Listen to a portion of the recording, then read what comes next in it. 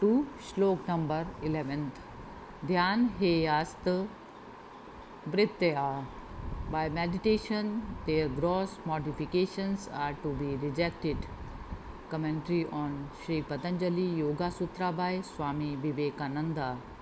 Meditation is one of the great means of controlling the rising of these waves.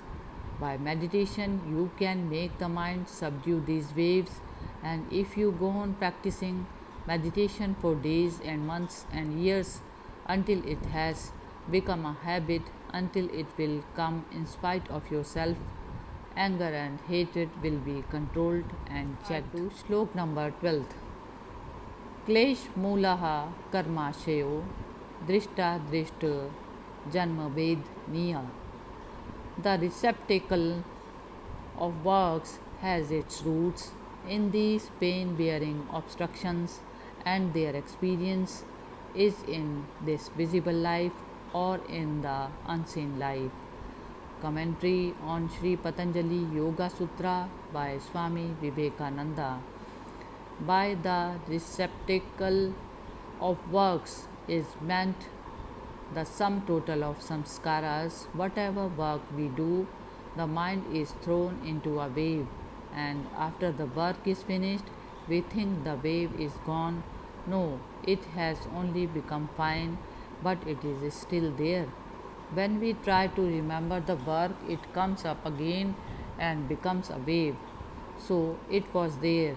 If not, there would not have been memory. Thus, every action, every thought, good or bad, just goes down and becomes fine, and is there stored up.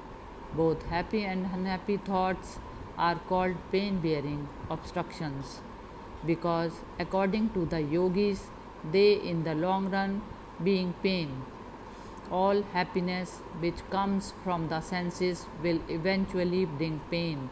All enjoyment will make us thirst for more, and that brings pain as its result. There is no limit to man's desires.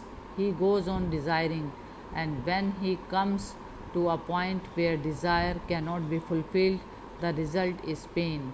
Therefore, the yogis regard the sum total of the impressions, good or evil, as pain-bearing obstructions. They obstruct the way to freedom of the soul. It is the same with the sanskaras, the fine roots of all our works. They are the causes which will again bring effects, either in this life or in the lives to come. In exceptional cases, when these sanskaras are very strong, they bear fruit quickly. Exceptional acts of wickedness or of goodness bring their fruits even in this life. The yogis hold that men who are able to acquire a tremendous power of good sanskaras do not have to die, but even in this life can change their bodies into good bodies. There are several such cases mentioned by the yogis in their books. These men change the very material of their bodies. They rearrange the molecules in such fashion that they have no more sickness, and what we call death doesn't come to them. Why should not this be? The psychological meaning of food is assimilation of energy from the sun. The energy has reached the plant is eaten by an animal, and the animal by man.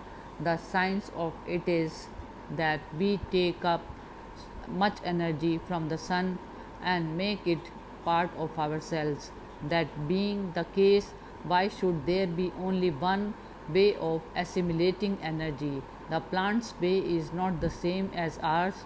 The earth's process is assimilating energy differs from our own, but all assimilate energy in some form or other. The yogis say that they are able to assimilate energy by the power of the mind alone, that they can draw in as much of it as they desire without recourse to the ordinary methods. As a spider makes its webs out of its own substance and becomes bound in it, and cannot go anywhere except along the lines of the web. So we have projected out of our own substance that network called the nerves, and we cannot work except through the channels of these nerves. The yogi says we need not be bound by that. Similarly, we can send electricity to any part of the world, but we have to send it by means of wires. Nature can send a vast mass of electricity without any wires at all. Why cannot we do the same? We can send mental electricity. What we call mind is very much the same as electricity. It is clear that this nerve fluid has some amount of electricity because it is polarized and it answers all electrical directions. We can only send our electricity through these nerve channels. Why not send the mental electricity without this aid? The yogis say it is perfectly possible and practicable, and that when you can do that, you will work all over the universe. You will be able to work with anybody anywhere without the help of the nervous system. When the soul is acting through these channels, we say a man is living, and when these cease to work, a man is said to be dead. But when a man is able to act either with or without these channels, birth and death will have no meaning for him. All the bodies in the universe are made up of tanmantras. Their difference lies in the arrangement of the latter. If you are the arranger, you can arrange a body in one way or another. Who makes up this body but you? Who eats the food? If another ate the food for you, you would not live long. Who makes the blood out of food? You certainly. Who purifies the blood and sends it through the veins? You. We are the masters of the body, and we live in it, only we have lost the knowledge of how to regenerate it. We have become automatic, degenerate. We have forgotten the process of arranging its molecules. So, what we do automatically has to be done knowingly. We are the masters and we have to regulate that arrangements.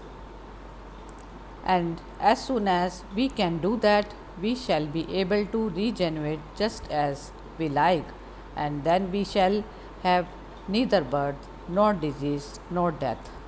Shlok number 13. Sati mule tad vipako jatya yur bhogaha.